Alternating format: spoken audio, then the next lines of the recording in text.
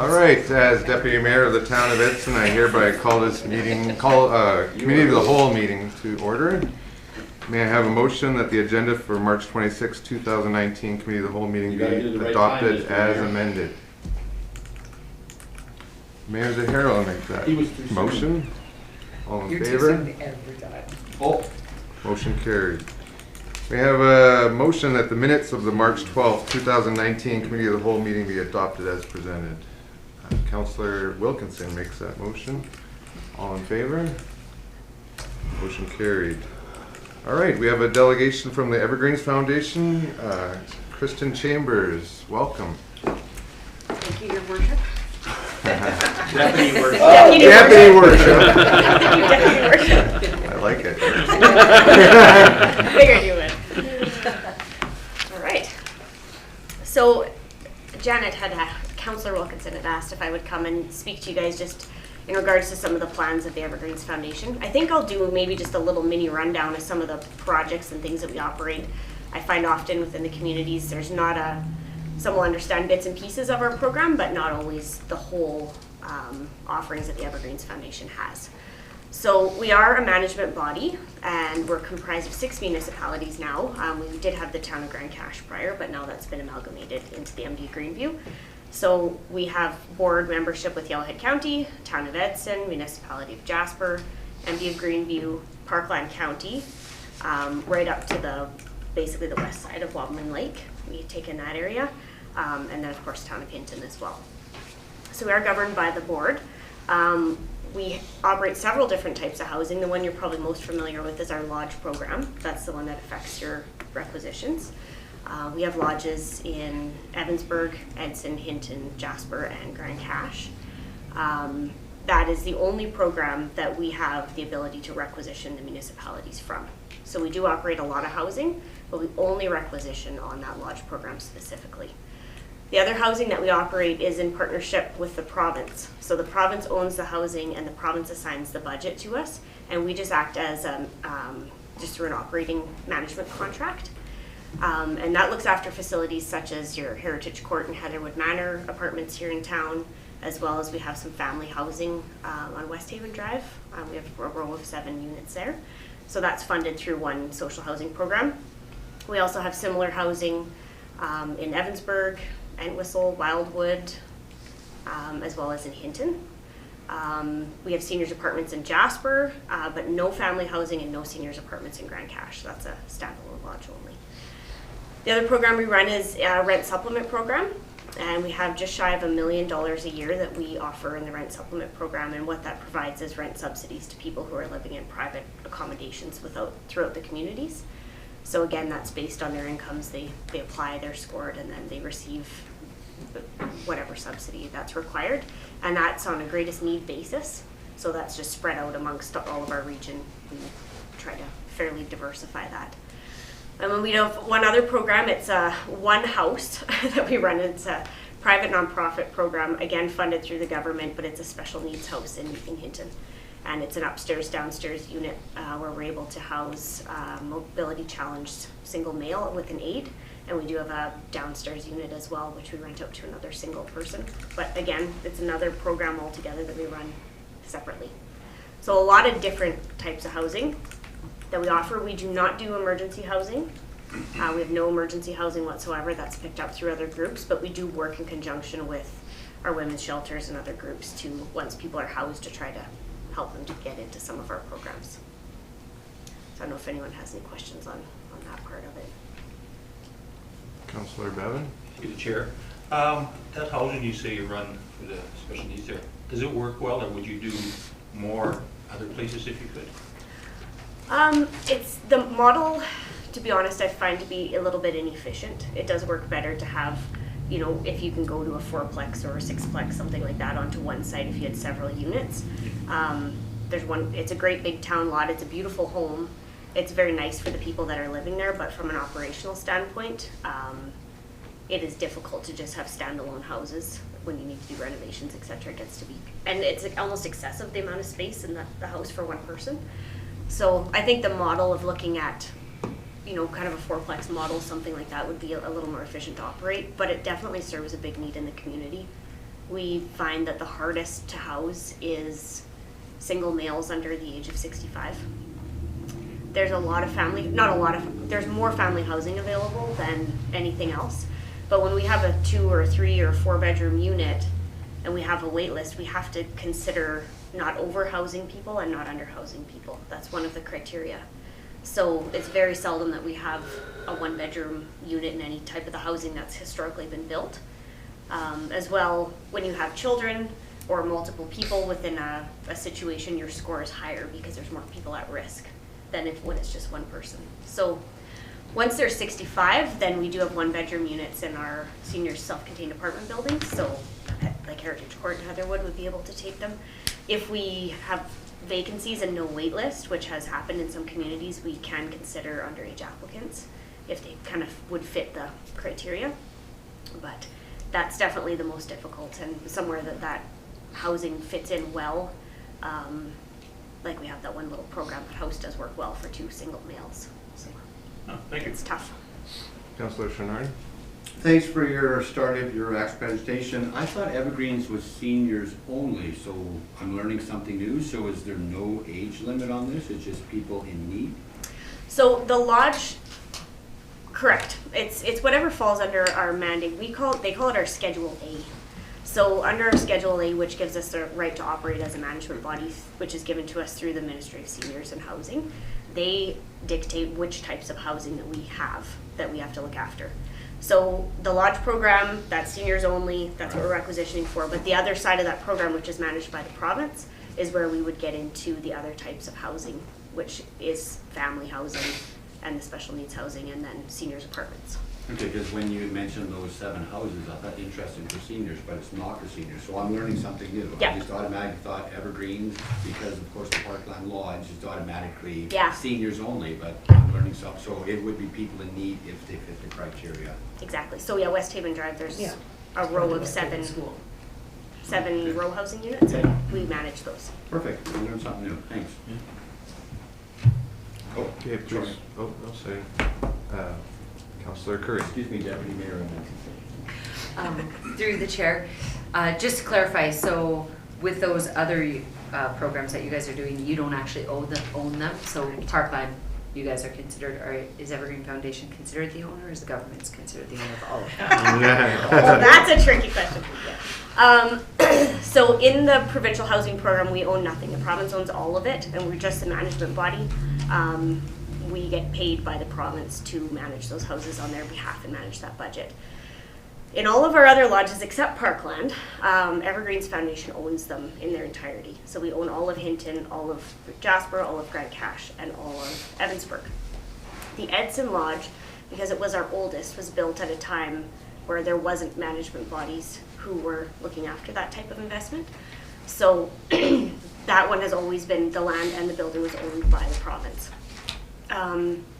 When we went into the construction, the plan was to get into a joint tenancy agreement with the province where they would put in about 50% of the money, we would put in the other 50%, and we'd become 50-50 partners.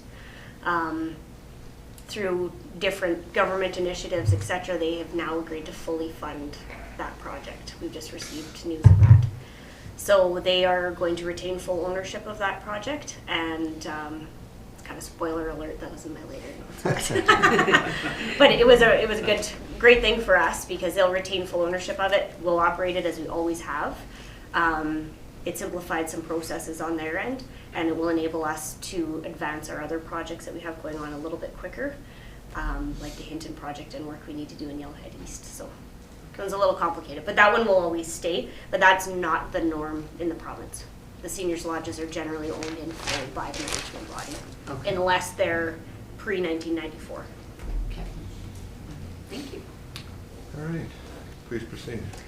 So the document that we sent out to you, it's got a lot of data in it, but the development of it was really to provide a document that could be shared with the communities and the councils to help you understand the issues that the Evergreens Foundation is facing as far as needs for the residents, land needs, how we determine what portion of the seniors population is appropriate for us to house. a lot of those different things. So I don't know if you had a chance to read it, but we did do an awful lot of work to get through it. So we did do some work in late October with the board as well to really get clear on what the vision and mission was of the foundation, who we should be serving, and make sure that was unified. The vision that came out of that was to provide regional housing solutions for seniors in a responsive, sustainable, and quality-driven manner. The quality piece is quite important. We've had a lot of issues over the years with underbuilding or issues with building, and really understanding that this need of the seniors is not going away. We need to make sure that we have some adaptable spaces that will serve us into the long term, but also not overbuilding and not serving the need in a capacity where maybe private enterprise could be coming into your communities and filling some of that need as well. The mandate was to leverage our expertise to lead and manage the development of supportive living. So when you see supportive living, that's what we're calling lodge. That's what the government kind of terms lodge as supportive living. Lead, partner, facilitate, and promote and assist in the development of independent living. And the reason it says those things is because independent living, if it was to be built by the Evergreens Foundation, we would either need a partner, whether that was the province, we would need, because we can't requisition for it. So it would have to be in some collaborative approach if we were to decide to advance any of that type of housing. But we can certainly be there to support those types of initiatives going forward. I don't know, I'm sure many of you remember some of the affordable housing units that went up in the early 2000s. That would be an example of an initiative that came out from the government for private enterprise to get involved. And Evergreen certainly supports that. The more people, all hands on deck, that are helping address these issues, and the less that we have to take on, the better, because just the lodge side is a lot for us. Be the advocate for communities and a conduit for funding and liaison to all levels of government. So with the current government that we had was very strong with wanting all provincial funding to come through the management bodies. If it was going to other private groups, they wanted to see that the management bodies had a play in either how things were managed or how different groups were supported. Whether or not that changes going forward, that was the information that we had. So if somebody in the community in Edson wanted to build an affordable housing complex, let's say, and they wanted to access provincial money, it would have to go through me first. And I would have to put it onto the Evergreens Foundation business plan that we would be willing to partner with this group, or we would be willing to help facilitate this. So we have had a few of those instances where we've added some initiatives that we would support within the communities, even though they were something that we would not be funding. And that's the reason why. Ensure access is available to community supports. That really just is about making sure that as we're bringing these facilities in, that the supports within the community can also sustain what we're bringing in and building. So that's just having good relationships with all different areas of the Alberta Works team, different supports in general, and making sure that they're available to the residents that need them as we build these bigger facilities. And then represent housing interests in a fair, balanced, and equitable manner.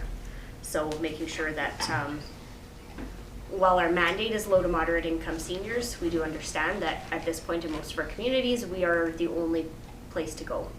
So how are we providing housing that will suit the needs of all of the residents within our communities, and try to find that balance.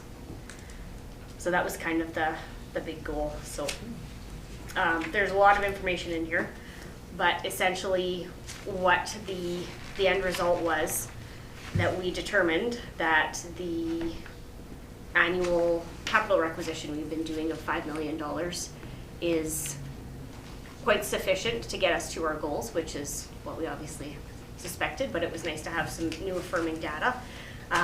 They did recommend that we would be increasing that annually based on CPI, consumer price, which does make sense as costs are going up, and depending on how we're reaching those goals, up to a maximum of $6 million. But it was quite refreshing for all of us, I think, to know that they weren't saying, oh, you need to do a big $10 million capital requisition to get caught up. So we have been doing the right things to be able to move these projects forward. I have a bit of an update on some ongoing capital that we have, but if anyone has questions on the report specifically, lots of numbers. And we made it shorter too. So this is a public document too, so if you feel free to certainly share it. That was the purpose of it. If you have anyone, if there is someone interested in building seniors housing within your communities and they want this information, they can certainly have a copy of it and contact us for assistance, because we would love to see some of that within our communities. No questions on the report? So currently, the Parkland Lodge project is going fantastic here. It's been really well done from the construction side. We're obviously pleased with the government's announcement to fund us the additional $8 million to complete the project. That advances the rest of our projects, especially in Hinton, tremendously. We're about 3 months behind schedule, and we've been there for a while, and that was essentially due to that bad winter.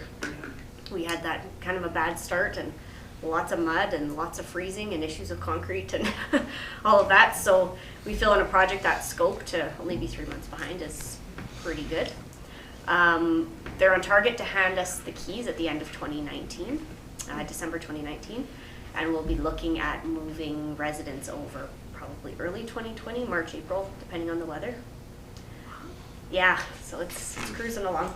We will be having, probably in May, we'll let everyone know, but we'd like to do a day with the media and the town council members, anyone who's interested in coming to do a tour, to have a better idea of what's going on inside, but we'll wait till it warms up and they get a little further along on the inside, so it's safe to bring large crowds of people through. So we'll do that, but it's really been a fantastic project. Lots of successes, lots of lessons. But, yeah, Lots of discussion. Lots of discussions, yeah. So we've taken all that information and we've been working diligently on our Hinton project. I don't know how many of you were on council before when we were planning to do the two projects simultaneously originally. We were able to secure funding for Edson, but not Hinton. So Hinton's been waiting essentially since 2014 for us to get this project rolling so that we can get working on Hinton. We've been working with Collier project leaders to come up with a statement of requirements so that we can go out to design build tender. And we were able to narrow down to our 3 groups which are going for design right now, so we're actively in the early design phases of that project. We're hoping to be in the ground in this fall, I don't know, late fall, probably, getting that Hinton project kicked off. We're looking at a 100-unit facility there as well. So similar scope to Edson's. Yeah.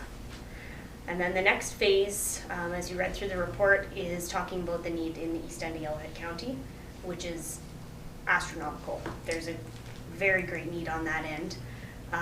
We'll be doing some preliminary work. There was a land review, so to get started to see what land is available within the county that makes sense for development, and look at a few different partnerships that we have and different locations. There's a lot to weigh when you're building within the county as far as services you're bringing in, where you're accessing your staff. There's a lot to consider in the different zones, but we would be looking at a 70-bed potential expansion in that end as well. Or new facility, we're not adding on to anything, but adding 70 beds. So there's no end in the construction to the site for now. Been very busy, so. Councillor Bevan? Actually, the mayor had his hand up first. We'll go with you. He's going with you. Okay. I owe him 111. What was I saying? Through the chair. So on the lodge here and that, are you still taking applications for people to be able to be residency in here? Yeah, we always take applications. Our applications aren't based on first come, first serve. They're all based on greatest need. So we do have a scoring process. It's out of 100. Part of that is your ability to live independent within the community. Are you at risk? There's a scoring process that we go through that's set by the provincial government. So everyone who's operating a lodge in Alberta would be using the same scoring sheet. And then part of that is income. So 30 points out of that 100 are income, and the preference is always given to the low-income senior. So if you're a high-income senior, you won't get those 30 points. If you're a low-income senior, you would.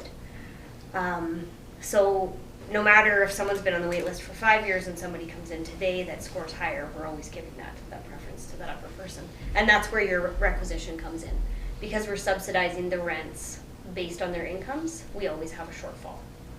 And the shortfall is about, the rent only covers about 50% of the cost of the lodge operations on average.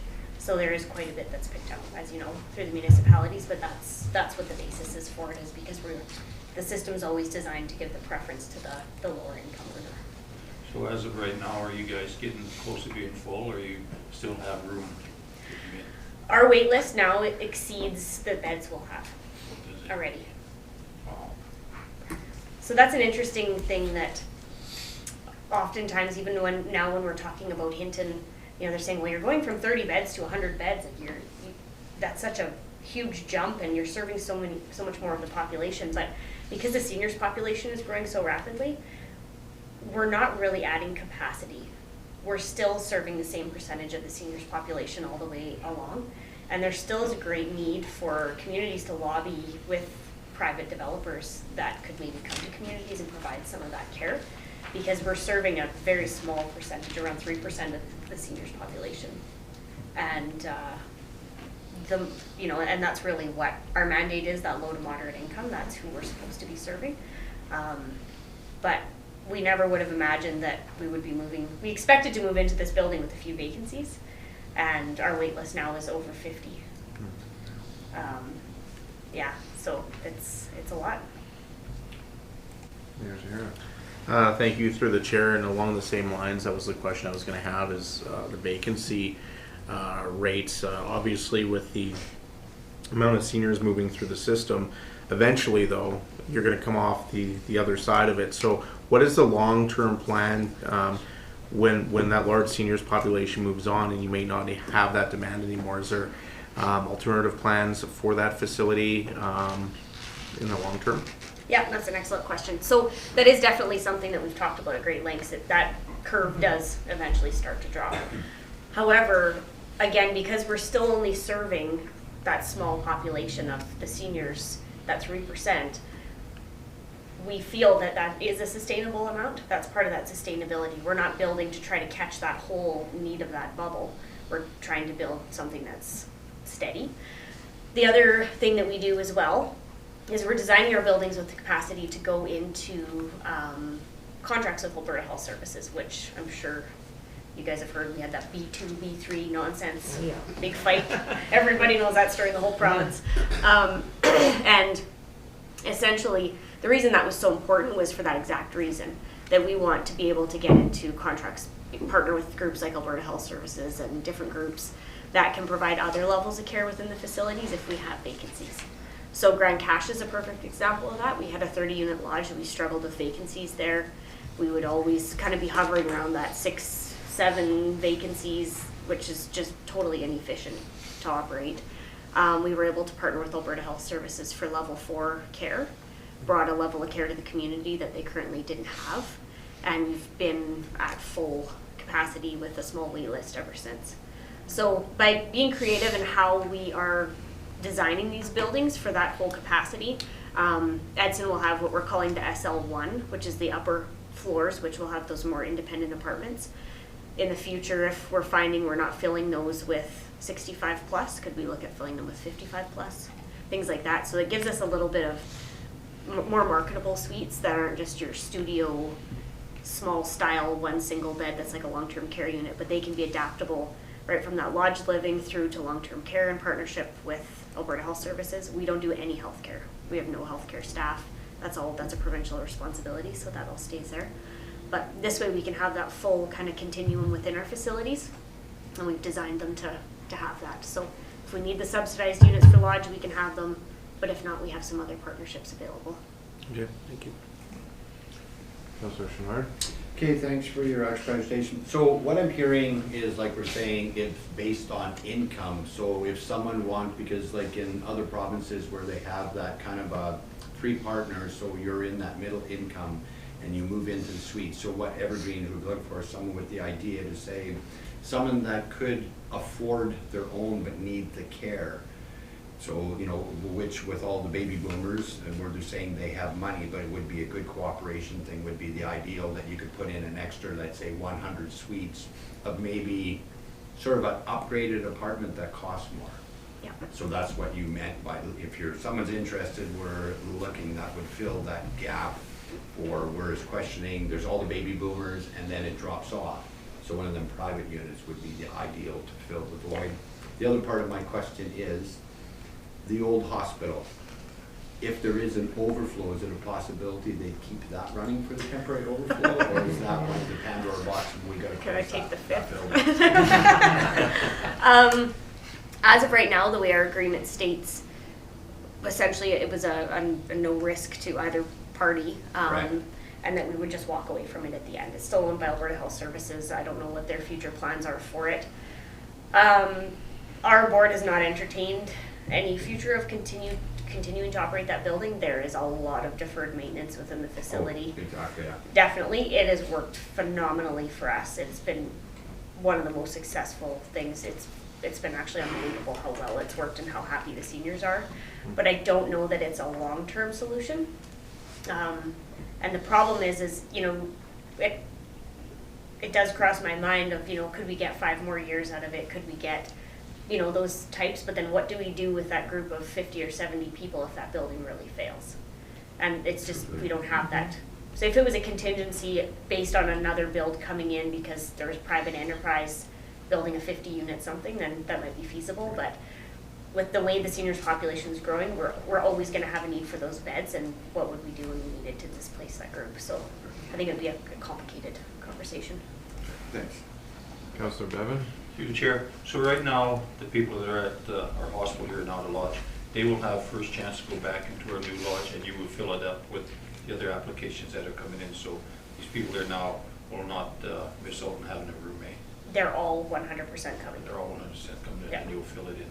And then whatever rooms are empty, we take from our wait list from the top. If I may, one more question. On, I noticed on your drawings and that, and previous council I sat on, we seen them too, where you had like a dementia wing in that. Mm-hmm. Is that still in the folds there, and it is full too also? So again, that's capacity for a dementia wing. We do not have a contract with Alberta Health Services at this point for level 4D, they would call it, so dementia care. But what we've done is we've built that wing with the capacity to operate as such. So we have the proper walking patterns for people with dementia. We have the nurse station close by. We've designed it with a lot of the things that make living with memory care issues easier. What we find is, even though we're not designated as necessarily a dementia ward, we have a lot of early stage dementia, but people that may not require any health care. They may be completely able-bodied, independent otherwise, but they just need some queuing help or some benefit from some security at certain times of night. So those wings is where we'll be able to help enhance the independence of residents that have that early stage dementia, so that they don't have to go to a full dementia care facility. They can live, you know, longer within an independent setting while it's safe to do so. We do have a contract for 10 beds right now with Alberta Health Services at the Parkland Lodge, and that will come with us. So we do have 24-hour healthcare staff available, and they will obviously help with that. We are in talks with Alberta Health Services of if there is a need to increase those spaces with their capacity planners kind of prior to moving in. But as of right now, we just know we're moving forward with our 10 spaces.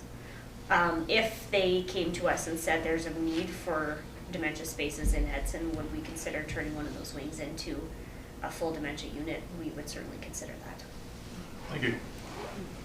Councillor Bear? Through the chair to Ms. Chambers, thank you very much for your presentation. I really enjoyed reading through the article and noting the differences in the supportive living and independent living and the different areas. It's really interesting to see how that changes over time. A question, I'm not fluent in what the Evergreen requisitions have been in the past several years, but doesn't 20% seem a little bit high to start in 2020? For the, like for the capital requisition? you mean? Yeah. So that was a recommendation based on ongoing projects and scope. So to help us meet our objectives and get to where we need to go, they recommended going to that 6 million. This information was also prior to us getting the $8 million from the province. We weren't expecting that they would pay for the Edson project in full. So 6 million is a recommendation that's based on being actively building in Hinton and actively planning in Yellowhead County. Staying at 5 or going to $6 million, the difference between those things would be the potential for having to get mortgages in between, then paying interest, those type of things, like some type of bridge funding. So whether the board decides to go with 6 million next year or not, that's up to the board at that time of our budget next year. This year we went with 5 million plus this CPI increase. But I think once we get to next year, we'll review what our projects are, what our timelines are, as far as how quickly we want to be building in Yellowhead East, and see how that lines up before deciding what the final requisition number is. I don't know if that helps. Okay, yeah, just one more follow-up. Okay, so then, with the information that you mentioned earlier about the government contributing, that was based after this was written, so that number's a bit skewed then? Yeah. Okay, Have a little bit of a gift. So it will help us meet our targets a bit quicker. right, okay. Councillor Wilkinson? Okay, I'd just like to find out how much Kristen has done as far as getting that $8 million back. She's lobbied every government official she possibly can. She's active at the provincial level in Asia, and really it's through her work that this has helped us out to get the $8 million. And we actually really need it, because this now is the crunch time with the seniors as far as Hinton and Yellowhead goes. And I do feel there's a real need for it. And thank you for your presentation. Thank you for all the work you do too. I appreciate it. Mayor Zahara. Yes, through to Kristen. So it's great news on the 8 million. We are in election. Do we have anything signed, sealed, Yeah. delivered?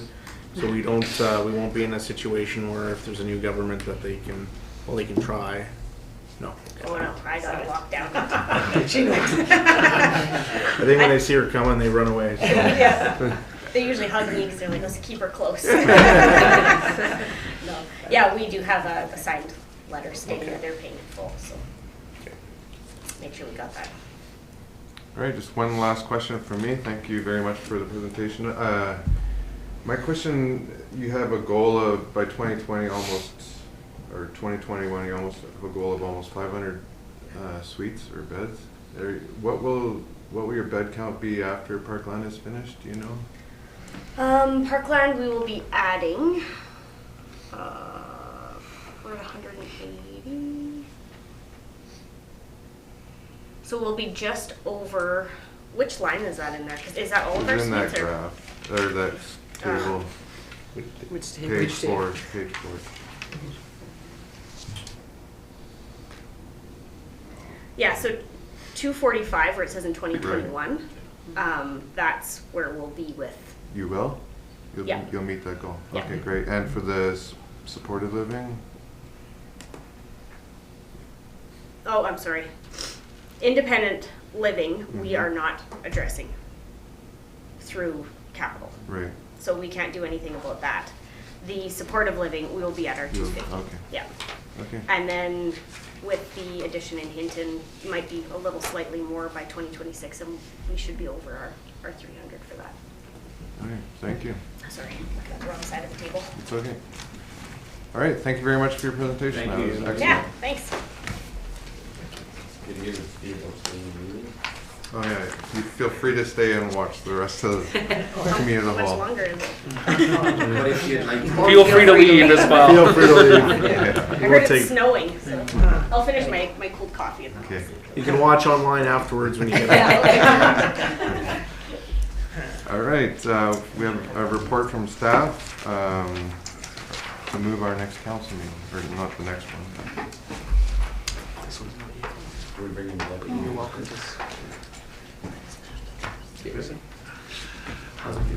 Sorry, thank you. Yeah, so this is brought forward from the Youth Council in conjunction with that group to hold a council meeting at one of the schools.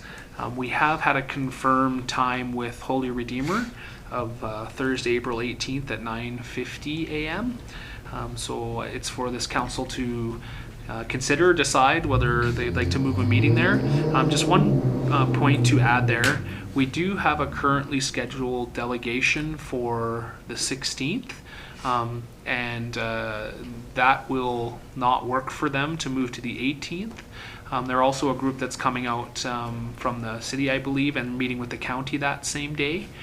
So I might suggest that council might consider holding a special meeting on that Tuesday as well, just for the purposes of entertaining that delegation, as that would alleviate the problem of trying to reschedule them as well. So for council to discuss. I'll open the floor. Councillor Schneider. I like your idea, it's just one extra meeting, and we could accommodate the delegation, because I do believe in this, the importance of the youth council, so we really don't want to, with the school year ending and their exams coming, that if we don't do it now, we're into May, and that may create a problem. So I believe that, yes, if we need to have a special meeting, let's move forward with going to the school. Is there any rhyme or reason to have the special meeting on Thursday rather than the special meeting on Tuesday, or? No special meeting Tuesday. I know. Yeah, the suggestion to have the special meeting on Tuesday is they will be in town to meet with the county on Tuesday as well. No. So yeah. But I'm just wondering which one do we make the regular council Yes, meeting, thank which one you. do we make the I'm special? sorry, I misunderstood the question there. I think the reasoning for that is simply just in conjunction with the policy. It suggests holding a regular council meeting, and I think that's more in line with conducting normal business that I think is the intent of the process there. It's certainly, I think, discretionary to council. Honestly, it doesn't really matter that much, unless, Kayla, were you going to add something to that? Just that special, with a special meeting, when you make the announcement, you have to have specifically laid out what's in that meeting, and you can't add anything to it. So it's just better to just have a regular meeting where things could shift or I change. see. Mayor Zahara? Mr. Orca addressed the issue. Councillor Schneider? So which one is the special and which one's regular? So regular schedule's on the 16th, or that's a special meeting? Currently, there is only a regular council meeting scheduled for the 16th. The discussion is to consider holding that regular meeting on the 18th. And the special meeting And on then the the 16th, suggestion so we of switch. a special meeting would still be held on the 16th. Okay. Councillor Curry? I support this. I think it's great that the youth council, we started late, and so for them to meet that bylaw right away and to get it done, I think is great. And I think especially with it being a time of year provincially, I think it's an optimum time for us to really start to engage the youth in politics, and it's a good time. So I think it's a great time for us to be out at the school on that week. So I fully support this and am okay with the special meeting on the Tuesday. Councillor Barron? Through the chair to administration, I'm supportive of your recommendation, as well as, they were late getting, as Councillor Curry said, they were late or forming this youth council, and maybe next time we can schedule those earlier in advance, so then we can just avoid more, further confusion. Councillor Wilkinson? I'm in support of this, but I'll be absent on the 16th because I'm at the Asia conference on the 16th. I just would add, and Steve can add to this as well, I think technically speaking, we're on track to be prepared even to live stream that meeting at Holy Redeemer as well. Pending Wi-Fi capabilities, I think, is anything to add to that? Yeah, Steve? we're going to meet with the school next week once spring break is out and just go over a few things, and we're just waiting on some stuff to get shipped to us, and then we should be good to go. And technical things always work the first time, so I can't imagine there being any glitches whatsoever. So. Okay, thank you very much. Oh, sorry. Mayor Zahara. Through to Mr. Bethgy, can we get an applause sign so they can just Laugh. Yeah. Good. So thank you. I think with this feedback, we would just bring this forward for formalization from council. So. All right, we'll move on to infrastructure and planning, landfill condition, cost and funding report. I'm gonna leave the I room. believe this is, it's Martino, welcome. Thank you, Mr. Chairman, members of council. This report is being provided as information and does not require any direction necessarily. If you do not have any questions, we have nothing else to add in addition to the report.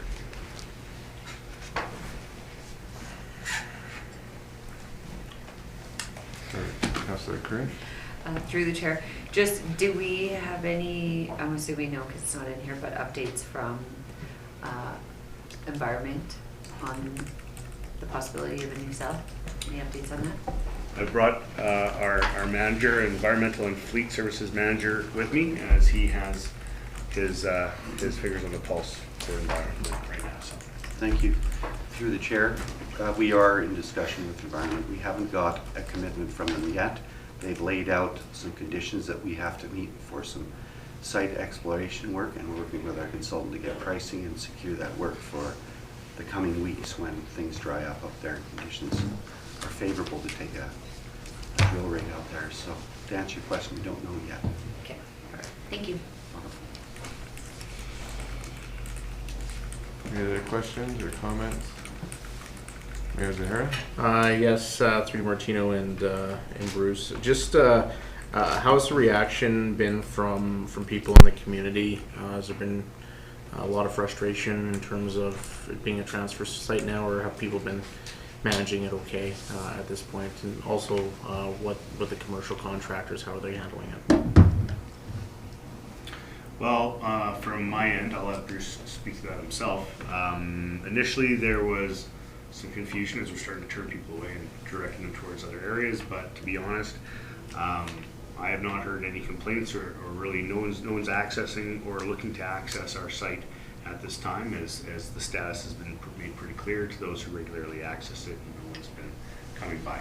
That might change as we start getting into the construction season, but at this time, it doesn't seem to be a large issue. Through the chair, I concur with that. We are getting to spring, so there's probably going to be, it's going to get busier, I think. We can handle the residential stuff.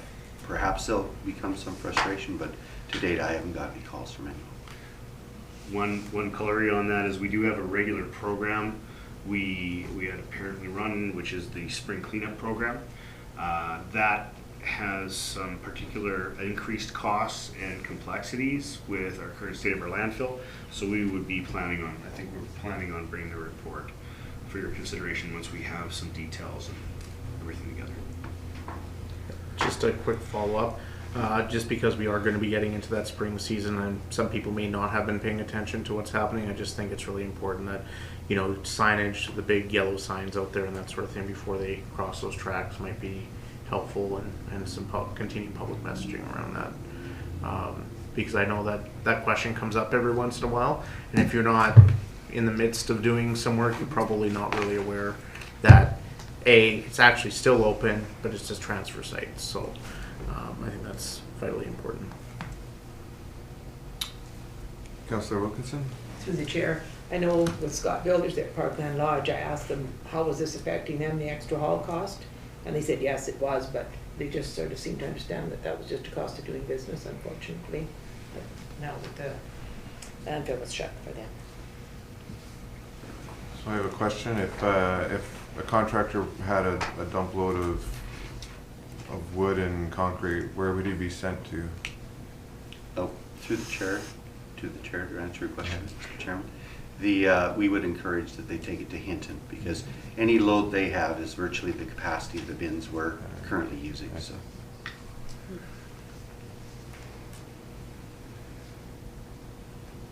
No further questions? All right, thank you very much for your time. Okay, we'll move on to corporate services, 2019 I just saw him go unrestricted past this surface door, actually. replenishment.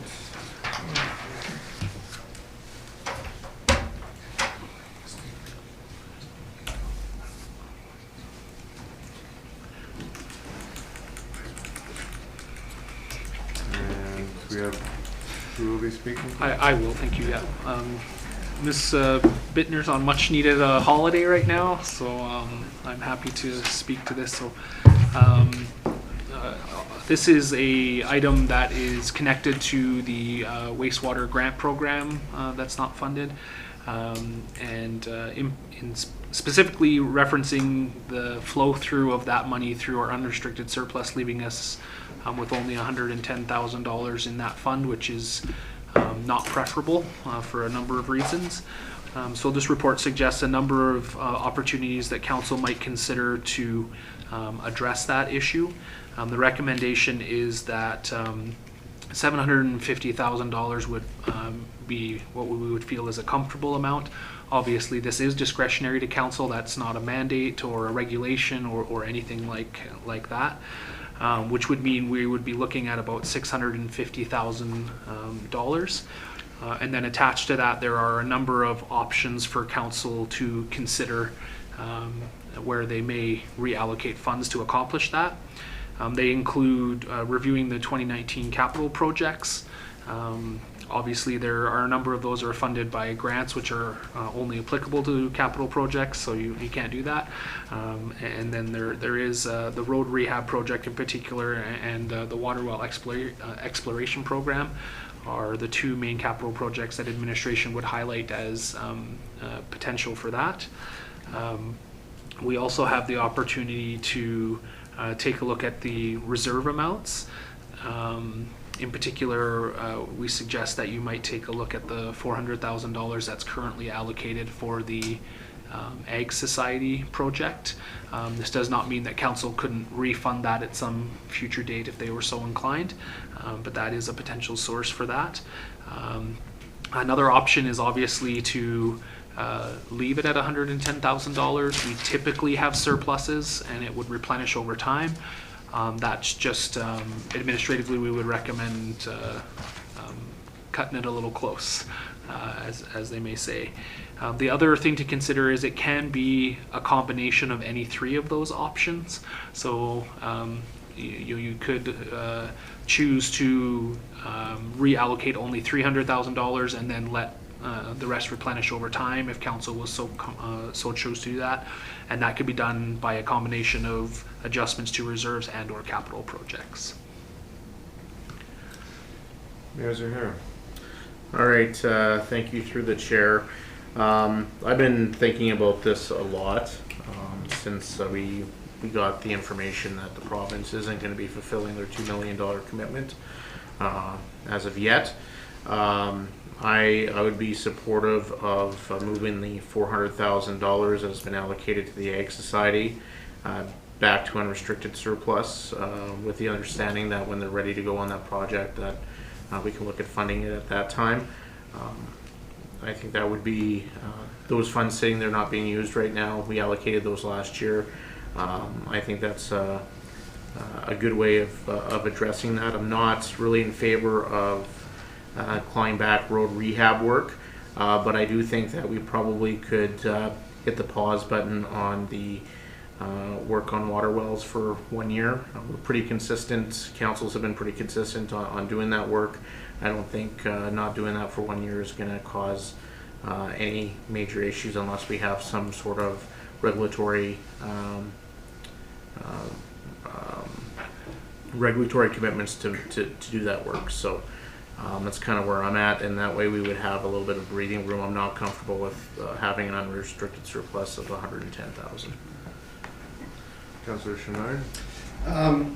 What I'd be in favor of right now in our savings, what we're calling a building savings, do we, if I'm understanding right, we had like $2 million for the arts and culture building, as well as we have money saved for the new multiplex. And if we're pretty convinced the province is going to give us the $2 million back, instead of complicating it, taking out of all the funds, all of it is the town's money. If we simply take it out of our savings account, which is saved because the building is 2 to 3 years off, where we put money in for the arts and culture, which I know there's a reason for it, but if all this building is 2 to 3 years and we're convinced we're getting the money back, simplify it. We take it out of our savings account, we pay it, we go after the province, we put it back instead of taking 400 from here, 300 from there.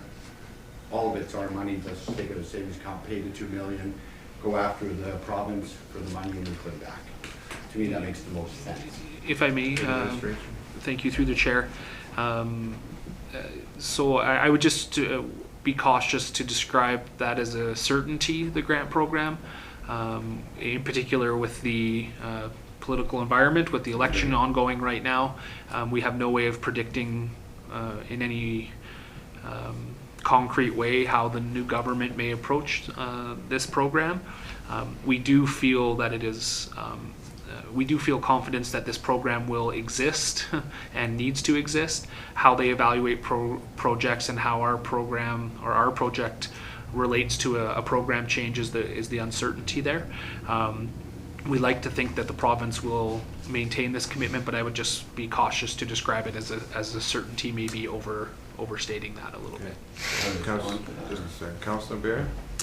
Through the chair, my response is similar to Mayor Zahara's as well. I think that if there is an opportunity to not do the water well exploration this year, and if we do get some funds back, then we can double our efforts the following year.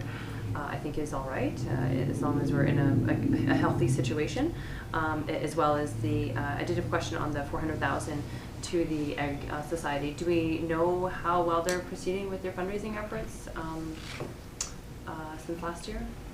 Thank you. No, through the chair, we have not received an update from them in quite some time, so I do not have an update on where they are at this point in time. So. Okay. Mayor Zahara, I believe that. Through to administration, I don't, and through to Councillor Chenard's point there, I don't have a lot of confidence, especially if we have a change in government, because I know that they're going to be looking at clawing back and trying to balance the books. So obviously we're going to fight the good fight and try to get that money that we've been committed to getting from the province. That's why I don't believe it's a good idea to be moving money from the multiplex or that other reserve, because I think those are both strategic priorities in the long term. And big commitments I don't think it'll do us well in the long term, especially if that funding does not come through. We're just putting ourselves further behind in those areas. We have opportunities where we do have funds that with that Egg Society project, which may or may not move ahead this year. So they can come back to us and ask for those funds when they're ready to go. I certainly would be supportive of finding those funds at that time. But at this point, I think we'd be better well served to move those funds over and have ourselves covered just in case something major happens. If I may just add as well, one item that was not noted in the report that I think council may also consider in a circumstance like this is the energy reserve, which is listed as an operational reserve at the end of 2019, will have $1.26 million in it, with no specific program objectives currently identified. Again, I'm just pointing that out for council's awareness. Administratively speaking, that's certainly an amount of money that we would recommend either gets a specific program agenda or we consider allocating to other capital or operational considerations. Councillor Chenard. Okay, then, like, I'm hearing what's in the room, but if it goes wrong, so I agree, like, if we're saying the 2 million and it doesn't come to pass, interrupting our road rehab, our well exploration is all stuff that we planned out to make happen. So this 2 million is something that we have to pay. So if we're using 2 million from something that could be 3 years off, like you just take the 400,000 from the egg, and then 1.6 take it from another savings, because we know that these building other projects are 3 years. So over the next 2 years, if it goes wrong, we have time to put the money back and plan for it. But I don't like the idea of saying, well, you know what, we have to cut, but our water exploration is very important to us. Our road rehab is very important, so I don't want to cut money out of operational stuff.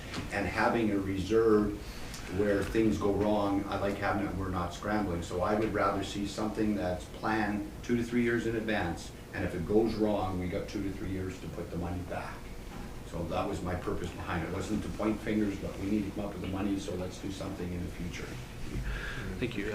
I think Councillor Chenard, I would certainly, administratively, we would agree with, I think, half of that proposition. For example, the road rehab, if we don't do it now, it's just a project that needs to get done in a future context.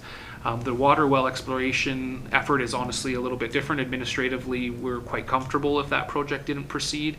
We're prepared to kind of rethink our approach to addressing some of the long-term water concerns and going more in a direction of considering treatment for a few wells we have found but need additional treatment, and instead considering a capital effort to put the appropriate facilities in place to deal with it that way, rather than continuing an exploration program. Again, just suggesting that there probably is an opportunity to switch gears there as well. So. Councillor Curry? I'm in support of the recommendation with the mixture and doing it as the water wells, knowing that we have been doing those, but definitely not the road rehab. That needs to happen. And then taking that 400,000, knowing that that will put us up to a more comfortable spot with, if by chance they do get their fundraising done this year, then we can reconsider where those reserves, and if we need to take out, but I am definitely not in support of taking it out of our multi-complex or our future planning. Councillor Bayer? Through the chair to administration, I did have that energy operating reserve highlighted. Wasn't some funds supposed to come out of that from the current light, all the light poles that were getting fixed? Wasn't there a cost to that was going to be coming out of that reserve? Yes, thank you. Through the chair to Councillor Bayer. So there's the two parts of the LED conversion program. The vast majority of it was completed, excuse me, on the Fortis owned lights through rate adjustments specifically to the Fortis bill. So we did not have to do a capital outlay there, but we did pay through this fund to have the other upgrades done. The poles on 50th changed, as well as lighting a few other areas, and that is associated with the energy reserve. Yes, but that is accounted for. Oh, okay. Any other, Mayor's here? Yeah, Nope. okay, so just to clarify, Councillor Chenard's point, we're not looking for $2 million, we're only looking for about $500,000 or $600,000 because we've already allocated the unrestricted surplus amounts to cover the rest. So we're just looking for that buffer there. I'd be okay with using energy reserve as well. If we don't have any projects that we really need to get done this year, we don't have a project in mind. But I think the intention of previous councils, and I agree with this, is that money is usually put towards energy projects, and I think that's a good way of utilizing those funds. But in this particular case, because this is a kind of a unique situation, I'd be in favor of that as well. I'm waiting patiently for Councillor Bevan to put up his hand. No problem. I just listen to the chair. This here water and sewer, $318,000. We could use all of that, eh? Pardon me? Water sewer system, water well exploration, we could use it all, 318,000. Plus 400 would give us 718 or whatever we needed to cover everything else to go that way without touching anything else. And with our energy reserve, I understand that from previous council what we did with it and stuff like that. And I know we could use some of that too. If we ever got into a bind, we can always dip into something else here and that. I mean, if something didn't come through, so we kind of have a buffer there if we needed that $2 million up here to use for something or whatever. You know, something went sideways really bad. We always have a buffer here, and we could use something there. So right now, I don't see the Ag Society moving along. It's been quite a while since they come to us, and I haven't heard any rumblings from them of any place at all.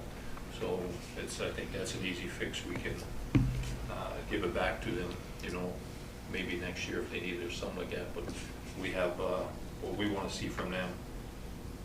We need to do it before we start giving them any money back here. I know we said we would do it, but we haven't done it, so it's still in our pockets here, which is a good deal. So I would support this here.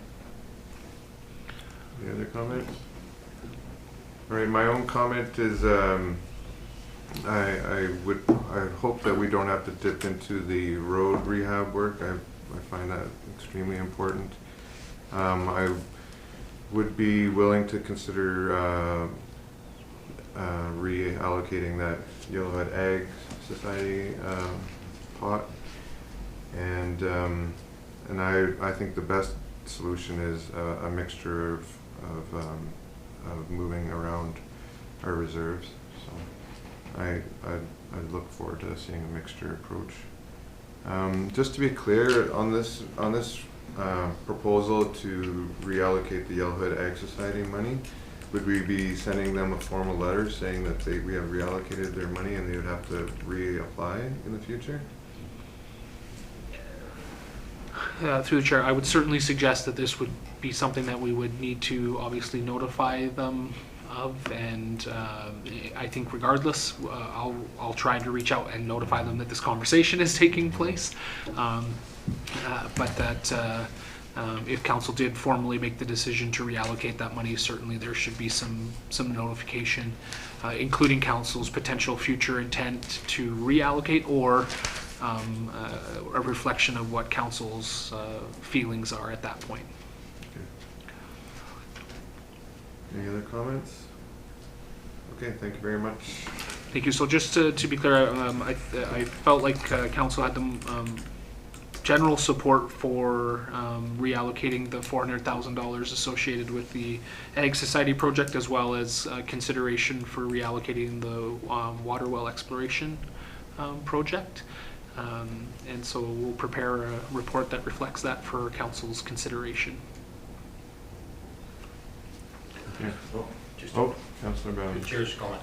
I believe in past years, we also have not done a water well stuff too in past years, and that we have gotten away from missed a year and done it, whatever, and then we came back to it again, because we do have wells out there that we are monitoring and testing and that, and we just have to, I believe Darren said, we just add more a chemical or whatever, or do stuff like that. So I think we are, in good standings here.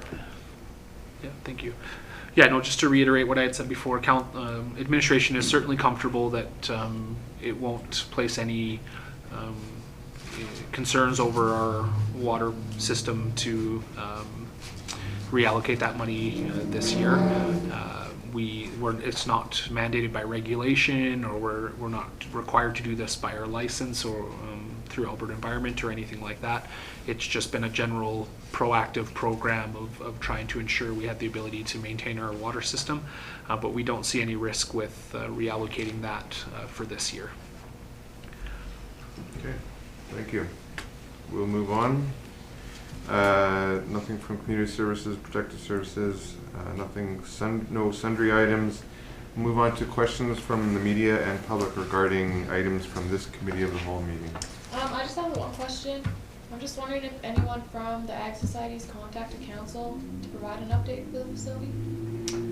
I believe our administration just committed to contacting them before this is brought back to council. Okay, I was just wondering if before this. Nothing Okay. immediately before. Thank you. I would just add to that, yes, no, it's been, we have not had a formal update since they made their initial presentation to council, which would have been nearly a year ago. Okay. So we're at this point unfamiliar with where that project is at, but I'm sure they would be happy to provide an update if we ask for one. Okay. So. Any other questions? Okay, thank you. We'll move on. Can I have a motion to move into camera, please? Councillor Chenard makes that motion. All in favor? Thank you. Body break.